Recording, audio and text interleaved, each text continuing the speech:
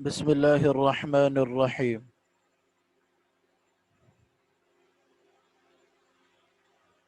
آج کا ہمارا درس اسم کی تقسیم کے حوالے سے ہے۔ اسم کی 3 قسمیں ہیں: واحد، مثنی اور جمع۔ مثنی تثنیہ کو کہتے ہیں اور تثنیہ اس کو کہتے ہیں کہ جو 2 پر بولا جاتا ہے۔ ہم نے تمرین الصرف کتاب میں بھی یہ بات پڑھی تھی کہ ہماری زبان میں تو یا تو واحد کا صیغہ ہوتا ہے یا جمع کا صیغہ، لیکن عربی زبان کے اندر واحد کا ایک کے لیے واحد کا صیغہ ہوتا ہے، 2 کے لیے تثنیہ کا، اور 2 سے زائد کے لیے جمع کا لفظ بولا جاتا ہے۔ اسی طرح یہاں پر اسم کی تقسیم کے حوالے سے بھی یہی بات ہے، واحد، تثنیہ اور جمع، یعنی واحد کے لیے ایک لفظ ہوگا، تثنیہ کے لیے یعنی جو 2 پر بولا جائے گا اس کے لیے کوئی الگ لفظ ہوگا، اور جمع کے لیے الگ لفظ ہوگا۔ پہلے ہماری مشق تثنیہ کے حوالے سے کروا رہا ہے۔ حرث الفلاح، فلاح کسان کو کہتے ہیں، حرث یعنی کھیتی باڑی کرنا، کسان نے کھیتی باڑی کی۔ فلاح واحد ہے، اور فلاحان یہ تثنیہ ہے۔ فلاحان کا معنی کہ 2 کسانوں نے کھیتی باڑی کی۔ اور نیچے جو پہلی مثال ہے جیم میں، حرث الفلاحون، اور فلاحون جو ہے یہ جمع کا صیغہ ہے، اور جمع کے لیے فلاحون آئے گا، الگ لفظ آئے گا۔ اسی طرح المجتہدہ، اور تثنیہ کے لیے المجتہدتان، اور جمع کے لیے المجتہدات۔ التلمیذ، مجتہدہ محنت کرنے والی ایک عورت، مجتہدان محنت کرنے والی دو عورتیں، اور مجتہدات محنت کرنے والی سب عورتیں۔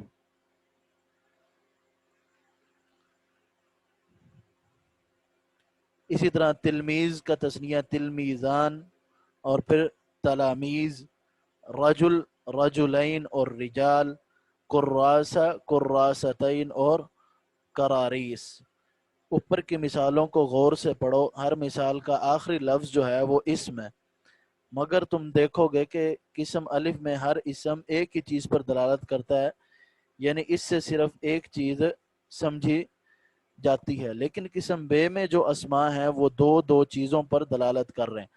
پھر ان کے آخر میں الف و نون یا یا و نون دونوں لگے ہیں۔ تم سمجھے پہلی قسم کے اسماء کو مفرد یا واحد کہتے ہیں، دوسری قسم کے اسماء کا نام مثنی ہے۔ اردو میں اسم مثنی نہیں ہوتا ہے، اس لیے کہ اردو میں اسم یا تو ایک معنی اور ایک ہی چیز پر دلالت کرتا ہے اور اس کو واحد کہتے ہیں، اور پھر وہ ایک سے زیادہ چیزوں پر دلالت کرتا ہے اور اسے جمع کہتے ہیں، مگر عربی میں جمع کم سے کم 3 چیزوں پر دلالت کرتی ہے۔ اب قسم جیم کی مثالیں پڑھو، دیکھو اس میں سے ہر 3 یا 3 سے زیادہ چیزوں پر دلالت کر رہا ہے۔ بس معلوم ہوا کہ عربی میں اسم 3 طرح کے ہوتے ہیں، واحد، مثنی اور جمع۔ واحد کو تم مفرد بھی کہہ سکتے ہو۔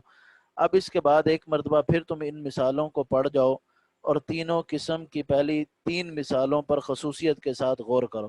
تم دیکھتے ہو کہ تینوں قسموں میں فعل واحد ہے، حالانکہ قسم الف میں پہلی 3 مثالوں کے اندر فعل واحد، اور قسم با میں فاعل مثنی، اور قسم جیم میں فاعل جمع۔ اس سے معلوم ہوا کہ فاعل چاہے واحد ہو، تثنیہ ہو یا جمع ہو، ہر حال میں فعل کو واحد ہی لانا چاہیے، مگر اسے نہ بھولنا چاہیے کہ فاعل مذکر کے لیے فعل مذکر اور فاعل مؤنث کے لیے فعل مؤنث لایا جائے گا۔ ابھی قاعدہ نمبر 26 میں تم نے اسے پڑھا۔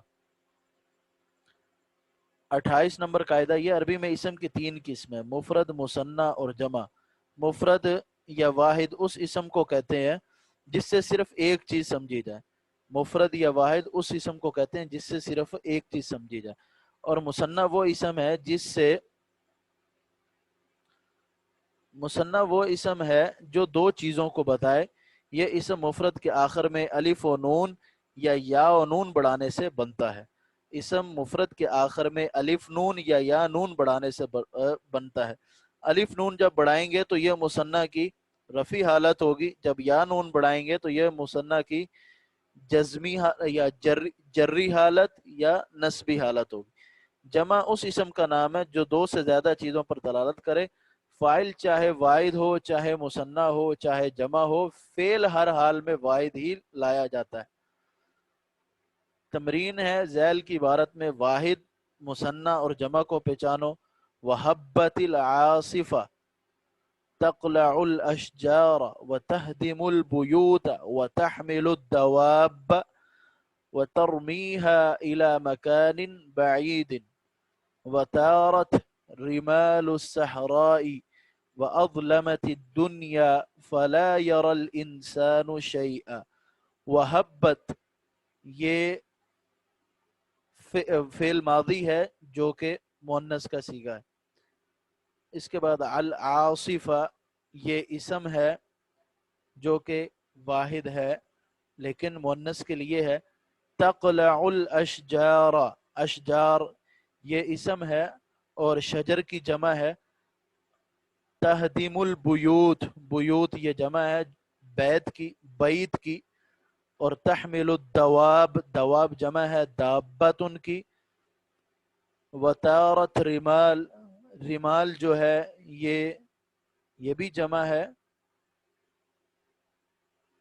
اس میں یہ تمام مثالیں ہم نے پڑھنی ہے اور مثالیں پڑھنے کے بعد ان میں واحد، تثنیہ اور جمع کو الگ کرنا ہے۔ دخلہ یہ واحد کا فعل ہے، الرعب اسم یہ بھی واحد ہے، فدخلوا یہ جمع ہے، بیوتہم بیوت بھی جمع ہے، واغلقوا جمع کا صیغہ، ابوابہا جمع کا ہے، واعتنق یہ ماضی واحد کا ہے۔ اور اسی طرح اطفال طفل کی جمع ہے، امہات امن کی جمع ہے۔ اعتنا کا پیچھے ہم نے پڑھا الناس، یہ بھی جمع ہی ہے۔ اسی طرح الجدران ودخل حجرات یہ بھی جمع ہے۔ اسی طرح یہ تمام مثالیں آپ نے پڑھنی ہیں اور اس میں سے واحد، تثنیہ اور جمع کو الگ کرنا ہے۔ نیچے لکھے اسماء کی جمع اور مؤنث لکھیں۔ دوسری تمرین یہ ہے، اب کچھ ایسے اسماء ہیں جن کی مؤنث نہیں آتی، جیسے باب جو ہے یہ مذکر ہی استعمال ہوتا ہے، اس کی جمع ابواب آتی ہے۔ کتاب کی جمع کتب آتی ہے۔ مسجد کی جمع مساجد آتی ہے۔ شجرۃ کی جمع اشجار آتی ہے۔ غصن کی جمع اغصان آتی ہے۔ اس طرح تمرین نمبر 3، حدیقۃ کی جمع حدائق، عالم علماء بھی آتی ہے اور عالم کی جمع علماء بھی آتی ہے۔ کریم کریمات، کریمون بھی آتی ہے۔ اس طرح تمام صیغوں کی آپ نے جمع بھی نکالنی ہے اور جس صیغے کی مؤنث آتی ہے وہ مؤنث بھی نکالنا ہے۔ نیچے لکھو اسماء کا مثنیٰ اور واحد لکھو، یعنی تثنیہ اور واحد لکھنا ہے۔ اس کے بعد تمرین نمبر 4، اسماء کو موصوف بنا کر ان کے مناسب صفت لکھنی ہے۔ 5 میں لکھو اسماء کو موصوف بنا کر ان کی مناسب صفت لکھنی۔ تمرین نمبر 6 میں نیچے لکھو اسماء کو مبتدا بنا کر ان کی مناسب خبر لکھنی۔ یہ تمارین یہ سب حل کرنے سے ہی آئیں گی۔ اس کتاب میں اصل ہم نے قواعد پر آپ کو قواعد آپ کے ذہن میں ڈالے ہیں تاکہ آپ جب قواعد پڑھ لیں گے تو قواعد پڑھنے کے بعد ان قواعد کو استعمال کیسے کرنا ہے، یعنی عملی طور پر کس طرح آپ ان کو لا سکتے ہیں، تو وہ طریقہ کار تمارین سے ہیں۔ تمارین جب تک آپ خود حل نہیں کریں گے تب تک اس کا فائدہ نہیں ہوگا۔ تم نے قاعدہ نمبر 24 میں پڑھا، جس طرح تذکیر و تانیث میں صفت اپنے موصوف کے مطابق رہتی ہے، اسی طرح واحد، تثنیہ اور جمع میں بھی اپنے موصوف کے مطابق۔ اس کو مثنیٰ بھی کہتے ہیں اور تثنیہ بھی کہتے ہیں۔ خبر بھی تذکیر و تانیث اور واحد و مثنیٰ اور جمع میں مبتدا کے مطابق آتی ہے۔ یہ قاعدہ انہوں نے ہمارے سامنے یہ ذکر کیا۔ جمع کی قسمیں، جمع کی کئی قسمیں، جمع مکسر ہے، جمع مذکر سالم ہے، جمع مؤنث سالم ہے۔ جاء الضیف، جاء الضیوف، اکرمت الضیف، اکرمت الضیوف، سلمت علی الضیف، سلمت علی الضیوف۔ جاء المعلم، جاء المعلمون، اکرمت المعلم، اکرمت المعلمین، سلمت علی المعلم، سلمت علی المعلمین۔ یہ انہوں نے تینوں حالتیں ہمارے سامنے دی ہیں۔ اس طرح جاءت المعلمہ، یہ مائک اپنا فی الحال بند کر دیں. سمیر احمد یہ مائک بند کر دیں. جاءت المعلمہ جاءت المعلمات، یہ رفع حالت. اکرمت المعلمہ تا، اکرمت المعلمۃ، اکرمت المعلمات، یہ نسبی حالت. سلمت علی المعلمۃ، سلمت علی المعلمات، یہ جری حالت. اب ان مثالوں کی مزید وضاحت جب ہم یہ پڑھیں گے تو ہمیں آ جائے گی. قسم الف کی پہلی 3 مثالوں میں لفظ ضعیف واحد ہے کیونکہ اس سے ایک ہی مہمان سمجھا جاتا ہے. دوسری 3 مثالوں میں ضیوف جمع ہے کیونکہ یہ 2 سے زیادہ مہمانوں پر دلالت کرتا ہے. اس طرح قسم با اور جیم کی پہلی مثالوں میں آخری لفظ معلم اور معلمہ ہے، دونوں واحد ہیں. ان کے بالمقابل دوسری مثالوں میں معلمون، معلمین، معلمات جمع ہے کیونکہ یہ سب 2 سے زیادہ پر دلالت کرتے ہیں. مگر تینوں قسم کی جمع میں کچھ فرق بھی ہے، آؤ ہم اس کی تفصیل بتائیں. پہلے تم قسم الف کو لو.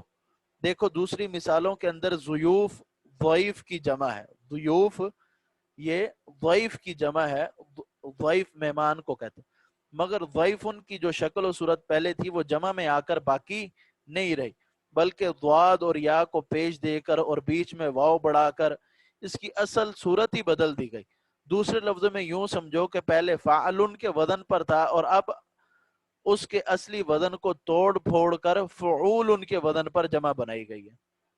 اور اس کے اندر چونکہ توڑ پھوڑ کا عمل ہوا اس لیے اس کو جمع مکسر کہتے ہیں.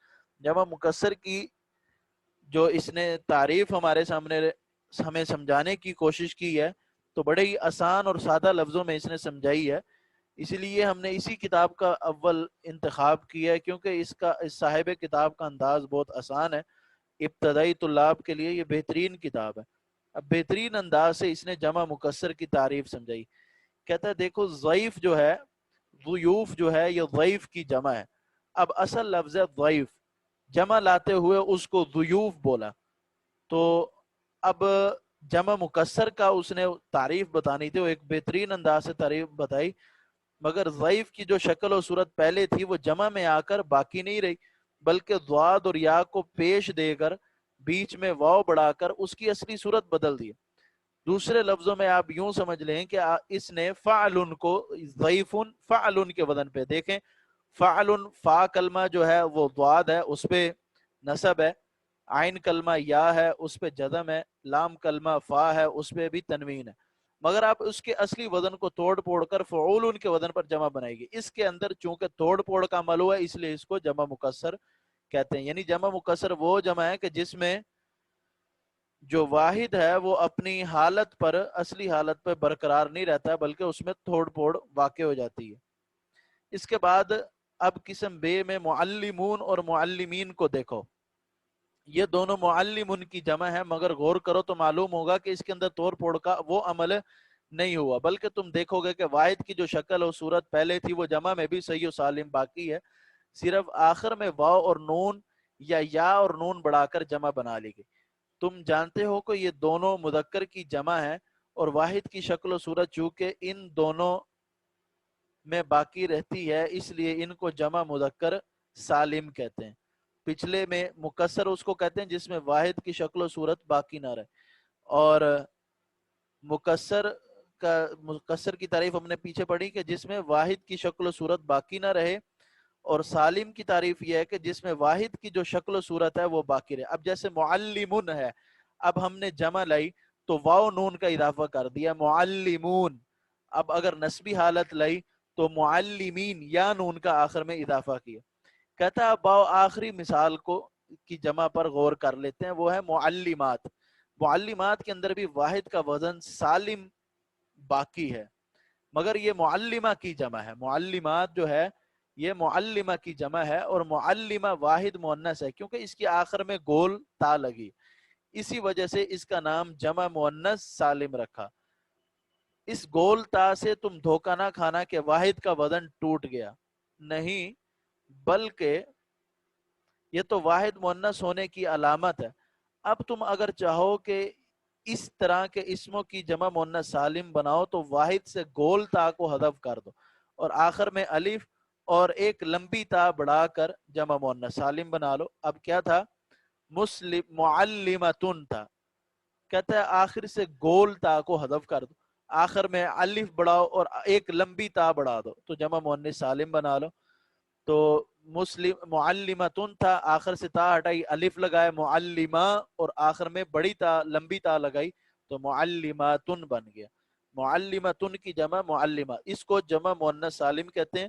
سالم کی وضاحت ہم نے پیچھے پڑھ لی, کیونکہ سالم اس کو کہتے ہیں جس میں واحد کی بناوٹ جو ہے وہ جمع میں موجود ہو. اگر واحد کی بناوٹ جمع میں موجود نہیں ہے, یعنی اس کی توڑ پھوڑ ہو گئی ہے, تو اس کو ہم مکسر کہیں گے. جیسے ضعیف ان کی بناوٹ جمع میں آ کر ٹوٹ پھوٹ گئی تو ہم نے اس کا نام جمع مکسر رکھ دیا.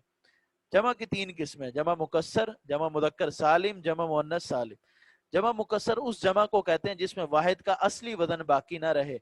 جمع مذکر سالم مذکر کی ایسی جمع کو کہتے ہیں جس کے آخر میں واو اور نون یا اور نون ہو. یہ جمع صرف مردوں ہی کے لیے استعمال ہوتی ہے.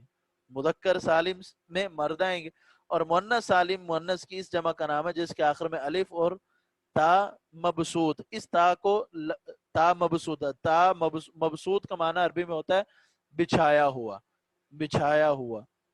تو تا یہ لمبی ہے کیونکہ یہ ایسے جیسے کوئی بستر بچھا ہوا ہو, تو اس لیے اس کو عربوں نے اس کا نام مبسوط رکھا.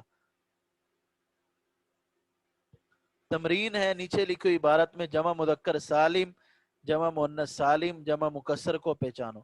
وَكَانَتْ أَرْضُ ثَمُودَ أَرْضًا جَمِيلَةً خَضْرَاءَ فِيهَا بَسَاتِينُ وَعُيُونٌ وَجَنَّاتٌ تَجْرِي مِن تَحْتِهَا الْأَنْهَارُ. اب یہ دیکھیں بساتین جو ہے یہ بستان ان کی جمع, عیون یہ عین ان کی جمع, جناتن یہ جنتن کی جمع. اب بساتین یہ عین ہے اور عین بساتین بستان کی جمع ہے, بستان اور بسات,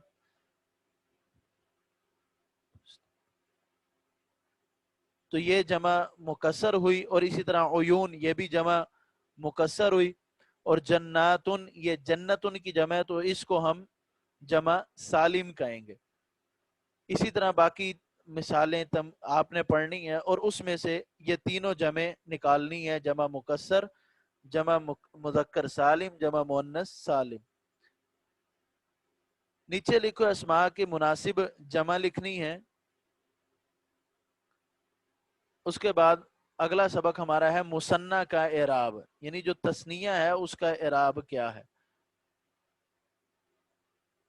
یہ سبق ہم انشاءاللہ پھر کل سے ہی پڑھیں گے, آج کے لیے اتنا ہی کافی ہے. اس کی ان اسماء کی ذرا کچھ جمع بنا لیتے ہیں. مسجد کی جمع مساجد آتی ہے, مدرسہ کی جمع مدارس آتی ہے, بقرہ بقرات, فلاح کی جمع فلاحون, بستان بساتین. اسی طرح یہ تمام جمع ہیں جو ہم نے ان کی یہ اسماء ہیں, ان کی ہم نے مناسب جمع بنانی ہے. تمارین حل کرنے سے ہی مشق ہوتی ہے, اور مشق سے ہی ہمیں عربی بولنے, سمجھنے اور پڑھنے میں مدد ملتی ہے. اللہ ہم سب کا حامی و ناصر ہو. السلام علیکم.